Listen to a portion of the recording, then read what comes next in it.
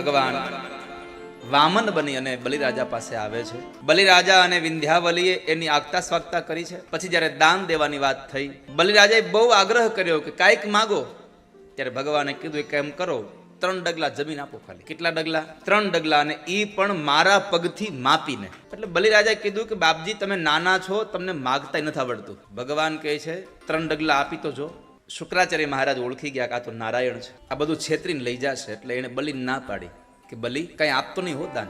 દાન દેવાની વાત કર્યા પછી જો દાન દઉં નહીં ને તો મને નરકમાં જગ્યા ન મળે. અરે પણ આ તને છેતરવા વાળો નારાયણ આવ્યો છે. તો બલિરાજાએ કીધું બાપજી અત્યાર સુધી તો કેટલાય સામાન્ય યાચકો આવ્યા છે મારે ત્યાં, આજે આખી દુનિયાનો બ્રહ્માંડનો માલિક મારા પાસે ભિક્ષુક બનીને આવે તો હવે આવો જિંદગી ભિખારી બીજો મળે ક્યાં આપણને? આવો યાચક ક્યાં મળશે મને?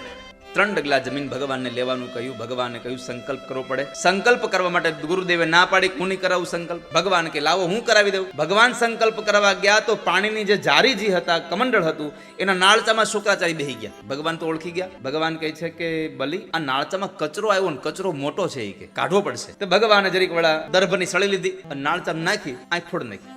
ભગવાને આંખ શું કામ ફોડી ખબર છે? શુક્રાચાર્ય ગુરુ હતા અને ભગવાનનો સંદેશો છે આ સંસારના ગુરુની આંખમાં ક્યારેય ભેદ ન હોવો જોઈએ. ગુરુને દરેક શિષ્યો માટે નજર એક જ હોવી જોઈએ, એનામાં ભેદ ન હોવો જોઈએ. એટલા માટે આ ભેદરૂપી જે આંખ હતી એને ભગવાને તોડી નાખી